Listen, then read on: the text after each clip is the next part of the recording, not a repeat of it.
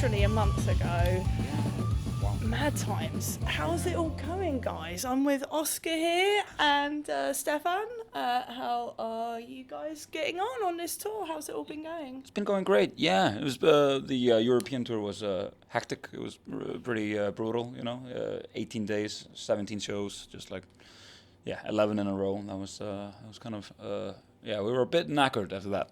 So but now we're feeling good. Now we're doing 8 shows in a row. Things have been going great. The reception of the album has been really nice, and just that's what you want, is the new tracks to be going down good. I mean, how are you finding it?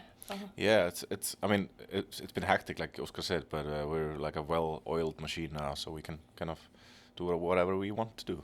No, that's brilliant. Your latest released album, Portals, which came out the 26th of September, is your 6th studio album release. And I'm going to throw it out there.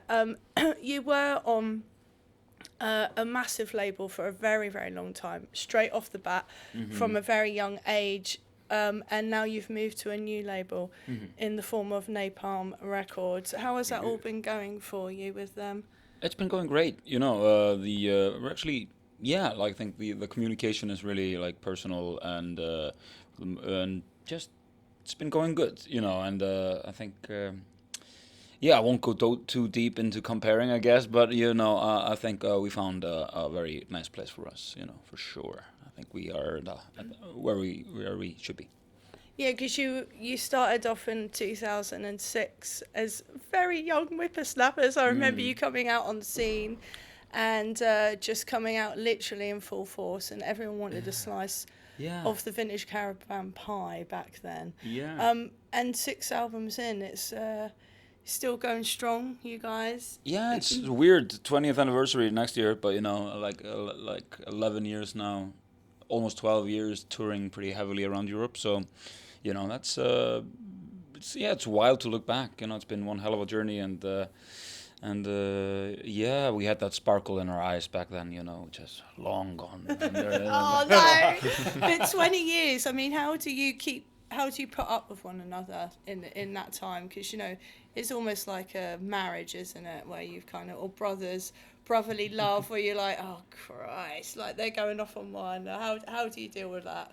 Yeah, I mean, I guess it's very important to be in a good relationship with band members, because it essentially is like a marriage. You have to be around each other for a long time. So I think we're quite lucky with our relationship, and I have only been in the band for 10 years this year, so it's been going. We're always getting closer and tighter, and things are getting easier and easier each year. So we're only gonna go get better from there. Nice. Now I spoke to you way back.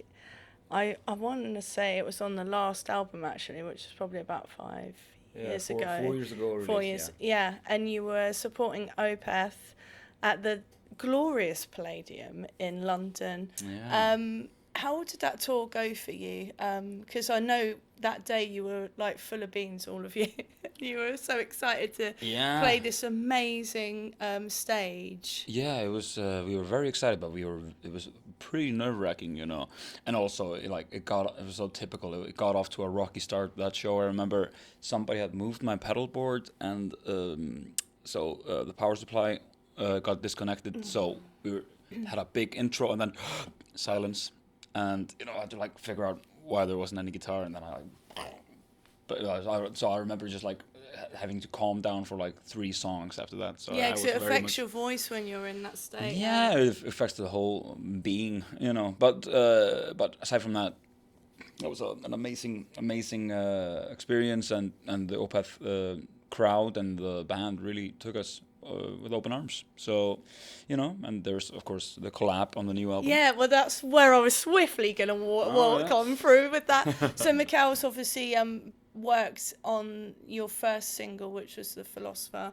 How was it kind of, obviously being on tour, you must have built a really good relationship with him for him to be up for doing this with you? Yeah, I mean, at least he didn't hate us, So,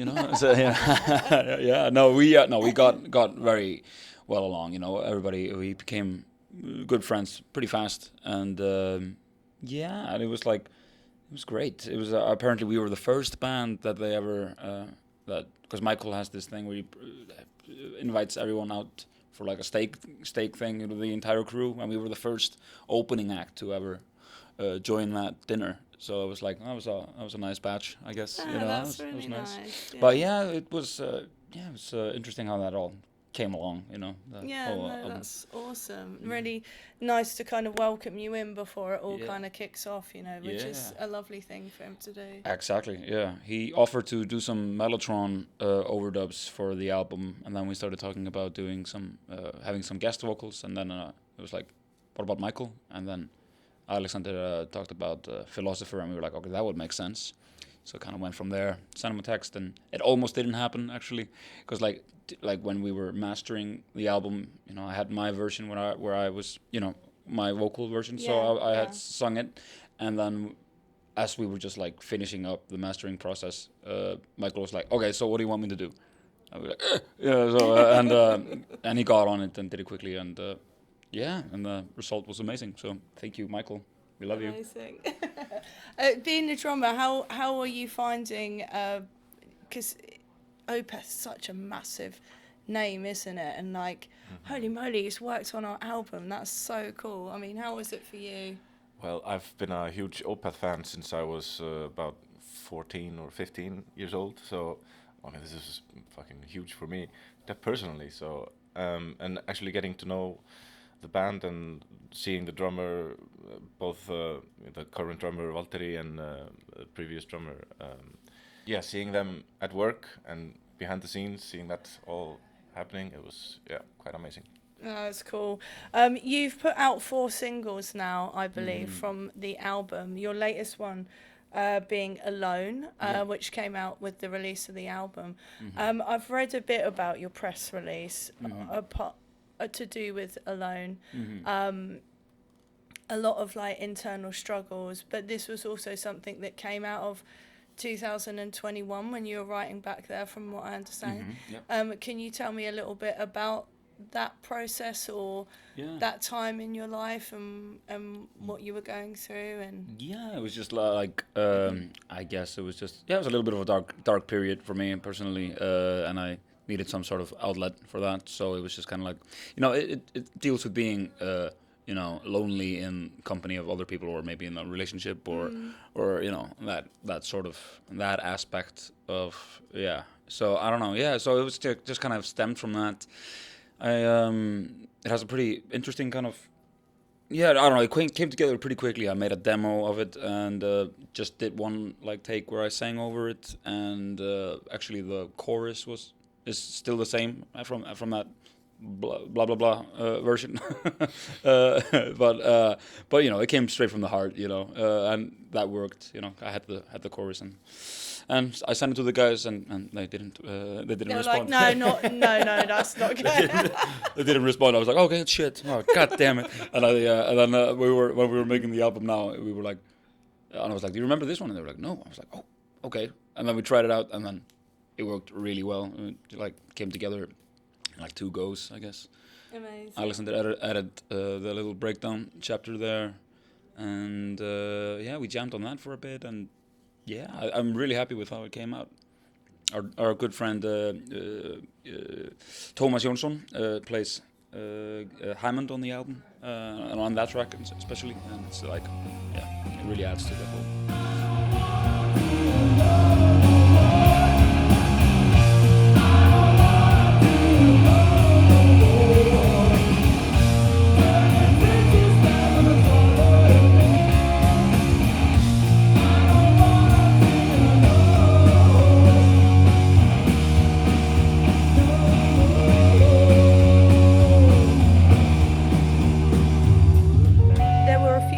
That you had from that 2021 session, and I did notice there are 17 tracks on the new album, aka 2 LPs. I mean, was there so much on that 2021 demo that you're like, no, we can't not put that out on this release? Is that the reason why it became 17 tracks, or did it just feel right to put it all together? Basically, the album is 12 tracks, but the portals are like small interludes that kind of basically just like small kind of musical interludes. Alexander was playing around with these cassette loops and was stretching them and making these kind of warped weird things and adding like birds from like recordings from birds outside of the studio and like people eating at a restaurant in Porto where the album was recorded. And that kind of ended up being an important thing, but it looks kind of daunting when it's 17 tracks, and then people check it out and it's like, oh well, okay, it's like, it makes more sense when you listen to it. But still 2 LPs, I'm just saying. Yeah, exactly. We could have just done the Portals as one. There was, most of the stuff is recorded, written between 2019 and then like a few weeks before we recorded, actually. Nice. Yeah. For example, the song "Riot" is written. I was literally going to bring that. Oh yeah, up, it's so cool. I love the video. Oh yeah. You guys look like you're having the best time in that video, I have to say. Oh, it was our favorite time making a video so far. Oh yeah. It was like the previous videos we've done. We've been outside in bad weather a lot, and kind of just shooting all day in bad weather can be daunting. Is that an Icelandic thing? Is that? Yeah, I guess. Yeah. We have so many good sceneries in Iceland, so we were kind of trying to use that to our advantage a lot. But you choose to do it in horrible weather. Is that what you say?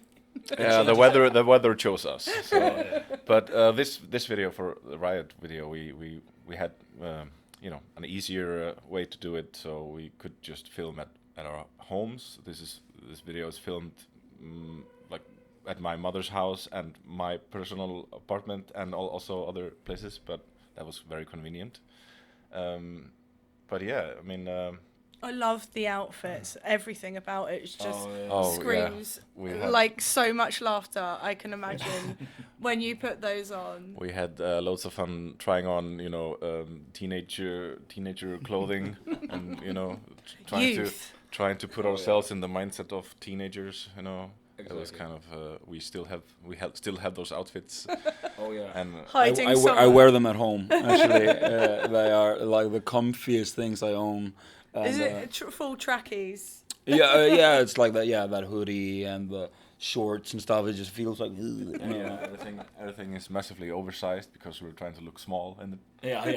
So, yeah. Originally, we were gonna have these kind of like almost like Snapchat baby filters on our faces to be like extra surreal and scary, I guess. But we ended up just like let's keep the mustaches and stuff, and just look like us, but only wearing the clothes. It was kind of funny. Also, we were just hanging out with some kids also that were like with us in the thing. It was kind of surreal, but yeah, it was really funny.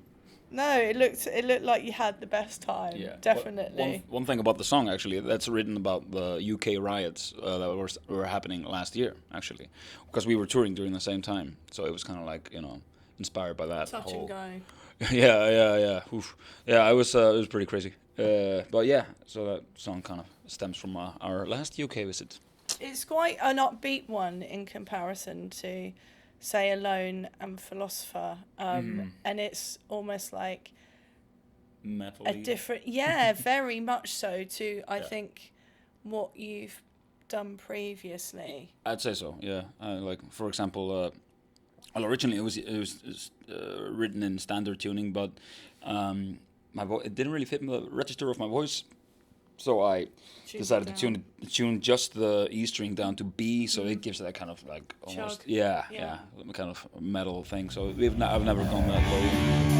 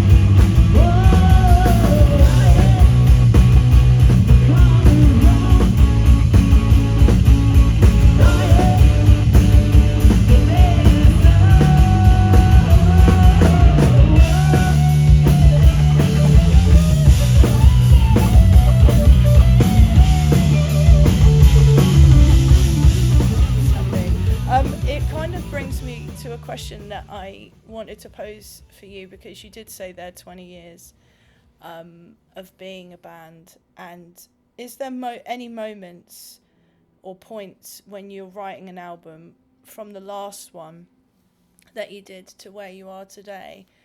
Was there areas that you explored on the last album that you thought, maybe we should open that up a little bit and maybe explore that avenue of music a little bit more?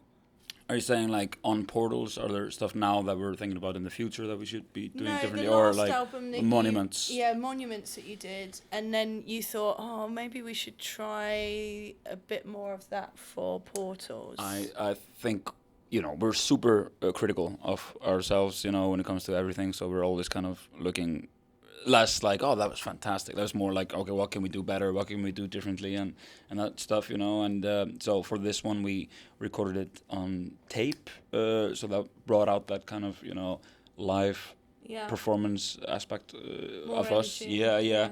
You know, because you have to deliver, you know, and then one thing also was like minimal guitar overdubs. That was something that we decided early on, that like I wasn't gonna spend an entire week making an army of guitars. Just make it sound great from the beginning, and you know, just one big sounding good guitar. And that kind of opened up the sound spectrum a bit, you know, so we could experiment more with other things, like for example synthesizers. Alexander did a lot of crazy synth stuff, and but overall we just went into it being like, okay, we want to make the best album we've ever made, and we want to experiment as much as, you know, as we want, you know. So just don't be afraid, just do it, and make it a live performance. One also thing, we brought the cabs into the room with us, which was a new thing we've never done before, which is like, you know, so we have, it's a line in, isn't it? Like so normally it's like in an ISO chamber or something like that, but not this time around. It was like in the same room with us. Like there's only like a, what do you call it, like that wall, you know, a little bit the mattress thingies, you know. How did you find it? Because now you're not in solitude trying to do the drums. You can see people and be like, "Oh my god, I'm playing." We've always done it in the same room, but But the amps are usually in a separate room, so we can just isolate the sound. But this time it was like eerily loud. Like every amp was so loud, but magically the room absorbs a lot of sound, and the separation was really impressive. Like how we could separate without bleeding too much into the wrong mics, you know. So playing a recording like this felt most natural we've ever done so far. Like that's why kind of we managed to deliver more of a, you know, a live feeling to this album. Amazing. No, that's really, really cool. I said there are about 17 tracks. Going forward, is this, you know, you said about these portals that go between almost like a story. Is this almost like a concept for you? Would this be something that you continue into potentially your next album, do you think? We have no idea, really. we have no idea, you know. But like for example, for this album, we did like without Portals, we tried probably around 30 song ideas, 32 or something. Wow. We recorded, I think, 24 tracks. For so like now you've got more hanging about. Is that yeah. what So you're saying? basically from the ones that we worked on, you know, which were basically, you know, fully formed song ideas. We have 12 more. So basically another album. So it was, you know, choosing that was really difficult. You know, just trying to find what made sense as a whole, like as a concept. But as a but story. speaking of concepts, it feels like a concept album, but but it isn't. You know, it's like it has, you know. I guess the only real like concept is, you know, we are being very open about things we've been through and being pretty personal. Yeah. That's the only lyrical theme, I would say. And the interludes, of course, make a big whole out of the album. So, and the whole Portals theme, and like there's a theme going on, you know, having these recordings, like ambient recordings from Porto, the city, and there's a lot of tie-ins with. I mean, the name of the album comes from the city of Porto, where we recorded it. So it's all kind of there's a little bit of a tie in there, but yeah, that's probably about it. No, it's awesome. I know you've had 4 singles that have come off of this album. You've been on what you said 11 days straight, a super extensive tour.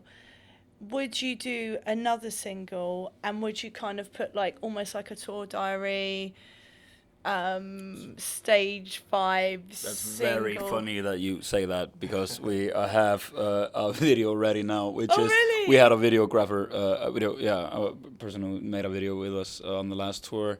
So you can, so it's called Days Go By. That's the second track of the album. Yeah. So that's gonna be the 5th single basically, and we're gonna release that pretty soon, I guess.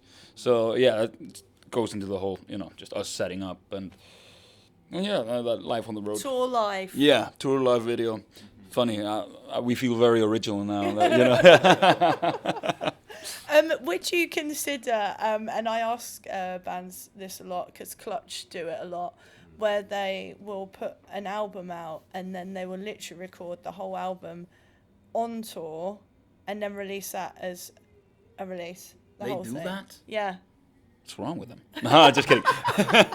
No, we've never even been able to write stuff on like we sometimes jam something in like some riffs in rehearsal and sound checks, but like really sitting down and like writing something, I've never been able to do that personally. Yeah. We did release a live album that was recorded on tour, just from the shows, but not like a separate recording, between shows. That would be very hard to do. Yeah, I know Led Zeppelin did that with Led Zeppelin 2. Yeah. But that's the only one that I know of. Otherwise, that people have done on tour. It's kind of a.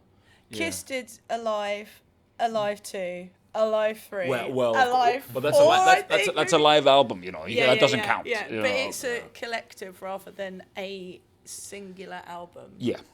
So now I know of Led Zeppelin 2 and some Clutch albums, I guess. Yeah. Maybe if we get a studio bus, and we could make it something like that. Yeah. Oh, a now very you're talking. like after party drunken sloppy album. Hey, some of the best things come out of a session of alcohol. Actually, the reason why we're sitting here together is that we randomly got drunk and we stood in a circle, and we said, "Hey, well, this is a band," and we met up. That's the reason. That was the second time I met him, and we met then the following week. Did some rehearsals, and I was like, "Well, that's a great drummer, great guy." So that's why I called him up when he came up, when our previous drummer quit. So that came from drinking hard. There you go. Happy Always wins.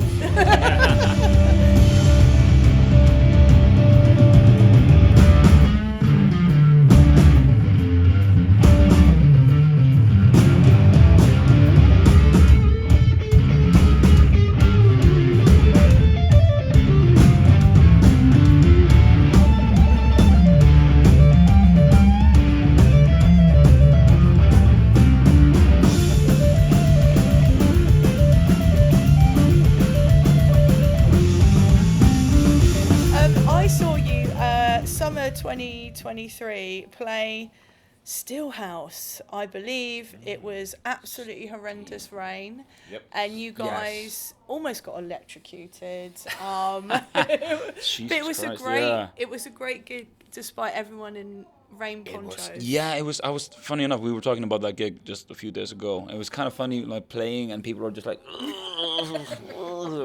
like visibly in pain because of the weather, and you're like, and there was like a huge cloud that came over the stage during the end, and we got like soaked, so that was a very memorable. I got sick after that one. I wouldn't not surprising with the amount of and rain. I that was stayed coming. sick for 4 months. Oh no. Some would say burnout, but I don't know. It was or like your pneumonia. It could have been yeah. It was like heavy touring, and then got sick, and then just my body was like, we're not getting rid of this. We don't have the energy to do that. Yeah, you need all the vitamins and rest. But as far as epic festivals or gigs, is there anything that kind of stands out in your repertoire of many, many years on the road that you think, holy moly, I can't believe we actually did that, or Yeah. how many people we played in front of? Is there anything that stands out? That First time we did Hellfest was kind of those moments where, like, everybody was like in a killer mood. It was a completely packed tent, and everybody was just so eager to have a good time. And we had been, dreaming of playing that festival for many years. I remember, like, I thought it was just so like a little bit too easy. I remember doing this, and everybody just like really exploded, and that was kind of like a crazy moment for me. I'd say that, and Roadburn 2014. That was a huge deal for us. That was the first festival we did, and we're like, well, technically the second festival, but it was like it was kind of like Mecca for us. We came there, played there, and we were kind of like the it group that year. Fresh when on the fresh on the scene. out the bag. Yeah, so it was. I would say it was a very tangible kind of feeling. It was very exciting. But what about you, Stephan? I would say, Wacken as well. That was my first festival that I played it actually with a different group, but then we played it together. And I remember just seeing, before I joined the band, I saw like the live video from them playing Wacken 2014, and I was just like, holy shit, this is great. And I was also, that was like a nice full circle moment to actually be there with them.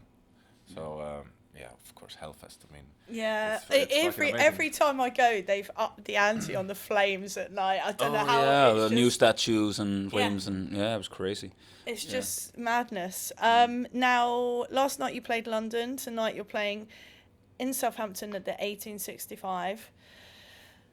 I know you've got a few more shows left. Anything that's kind of stood out so far on this tour, or what you're looking forward to? Speak to me, guys. Yeah, I don't know. What do you think? Well, London was amazing. It was really nice to be back in the underworld, and felt we were very thankful to have gotten to rebook that thing, because there was a bit hectic. We had Black Deer, is it Black Deer Festival? Yes, but first we had Camden Assembly booked, and then we moved that to the festival, and the festival got cancelled, and then we were like almost cancelling the tour because it wouldn't make sense to tour England without London. But then we managed to book this, and thankfully, because it's my favorite venue in London, and even the smell of dead rats in the back. And as maybe they, not that part. The smell department might be improved on, I guess, but overall very fun and powerful venue. I think when I interviewed Glenn Benton, he said, "I love the smell of death and burnt meat," because it's bird meat. Yeah, the kebabs in the street. Like that. I thought it was like raw chicken, salmonella, man. I like it. Yeah, it's a very intimate. It's not palladium, but it's very raw and energetic and powerful. I saw Slash's Snake Pit in that venue, and that was mind blowing to see Slash that. On that close. smaller stage, I can imagine. Absolutely, it's pretty surreal. It was mental. The longevity of you guys, teenagers to where you are today. Big ass question. If you were to speak to your former selves, what would you tell them? Any advice you would give them, or just zero regrets? Good question. I don't know. I'd maybe tell myself on the first tour, maybe give myself some vocal tips, I think. Don't drink all the vodka at once. Yeah, exactly. Yeah, but we've always, and we still are sober on stage, we don't drink before shows. And we do that afterwards sometimes. But but for the first few tours, I was a little bit more full on, 19 years old on the road, and sometimes that came down on I didn't have a voice left or whatever. Debauchery, lots of, I'm sure, was going down. Yeah, I mean, I guess I have the same tips for my young self starting out touring, that kind of should maybe take it easy on the drinking sometimes, because you need your energy on the day after when there's a show and stuff. So I've learned a lot from that. Yeah. Although we still have hangovers and we think, well, how did this happen? All good fun, within reason. Exactly. It's also like, even though I'm drinking, I try my best to talk like this, instead of being like, which I normally go into. So keep calm, speak, don't try to talk over music too loudly. Don't talk on airplanes. Yeah, keep your Too voice. much. Yeah. Keep your voice. Yeah. Any tour plans for next year? What's going on? Have you got festival booked up and things you're allowed to tell me about? Well, we do have. This is always the question. Yeah, I mean, we don't have many festivals booked yet, but we do have a tour in South America in January. We're going to, be nice and warm there. Escape the Icelandic. This is probably gonna be the warmest time we've ever been there. We've been there twice before. It's always in like September, so it's like transitioning into summer, but it's recently been winter at that time. So January is like high summer time for South America, so it's gonna be warm as heck. So You're going to come back fantastic, and everyone at home is going to be super jealous. Oh yeah, right. We won't be recognizable, I think. so tan, So tan, so red, so red. Yeah, that's. But yeah, we have that, and we were thinking about maybe doing some. It's still in the works, but like doing some 20th anniversary dates, like doing some tour around that. Maybe releasing the first album on vinyl. We're all kind of discussing that kind of, so people don't have to pay like 250 euros on it on Discogs, Yeah, that is a thing now. On isn't CD, it? Yeah. the CD goes for that much. It's ridiculous. Yeah, reissues of where it's at. So it's gonna be good getting that one out there. So hopefully next year, or if not, then 2028. Will it come with some special digi box sets or some pictures throughout the years of you guys, or Just a collection of selfies, I guess. Yeah, all of our phone photo library from that time. Like everything, like thousands.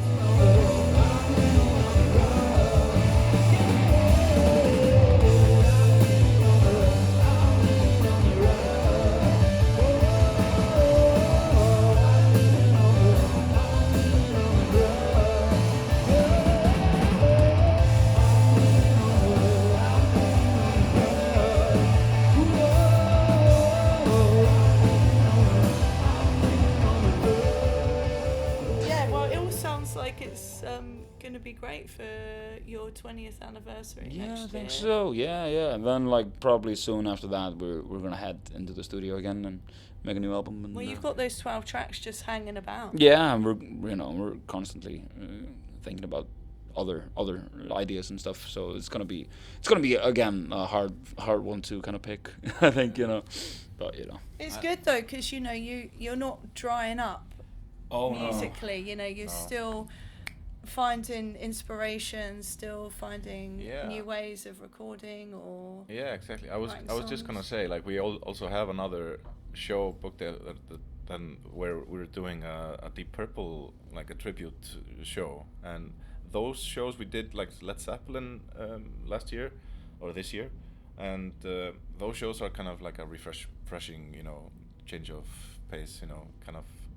Yeah, it's a nice different approach to playing shows together, like doing a full cover thing. It's not like we're not gonna be a full-time cover band by any means, but this is a nice change of things. What do you prefer, David Coverdale, Glenn Hughes, or Ian Gillan, Deep Purple? Or Rod Evans. No, yeah, I love Rod Evans, but I'm Mark II all the way. Ian Gillan and Roger Glover. It's just some magic there, but I think it's a completely different band when it comes down to it. But that frantic energy of Mark II is kind of where that's my favorite stuff. But recently I've been becoming more and more of a Burn fan. I love the title track, of course, but songs like Sail Away and Might Just Take Your Life and what's the You Fool No One. Yeah, that's the drums on that are outrageous. You must really enjoy yourself. I've been practicing that cowbell groove for ages now, and can't wait to possibly play it. I don't know. I Oh, think yeah, the for sure. harmonising vocals that they great. do together, Stormbringer and Burn I love those albums. Yeah, they're fantastic. And the harmonies that they are creating and the layers that they create over one another are just outrageously good. Yeah, for sure, definitely. I what was I gonna say? Yeah, about doing those live, like these cover things. You know, we were very anti that for a long time, but then we just kind of realized in the Icelandic market that's it's beneficial for us to Just do wanna that, make and some it money. and we get to do it in like Iceland's nicest venue basically, Yeah. and Make loads of contacts. Yeah. Use them for later. exactly. down And I the mean, we gained a lot of new fans from that. So No, it's a win-win situation. But that's something we want to keep special for Iceland. Do it there because we've had offers to do it outside of Iceland, and yeah, I don't think so. Computer says no. Anyway, my final question for you. It's been amazing tonight. You've come to see the amazing 1865 backstage area with all of its beautiful photos. Desert Island, one album, no compilations, no greatest hits, and no lives. What would you take and why? Burn, because it's my favorite album at the moment. Yeah? Yeah, it's just it's just full of great songs. I don't have my brain is not so good. You're tired. You're tired. London's taking it out of you. I'm gonna say Trúbrot Leven, an album that none of you will probably know, but it's one of Iceland's best albums. You know, the best album ever coming from Iceland. So it's a prog rock concert album from 1971. We played that album in its entirety with the original surviving members from that band. Wow. It's been my favorite album since I was 14, I guess. So yeah, so I don't know. It has a special place in my heart, and it always kind of feels fresh when I listen to it. So yeah, I'm saying that one. Anyway, it's been fantastic. Have an amazing time tonight in my hometown. Thanks, guys. Awesome.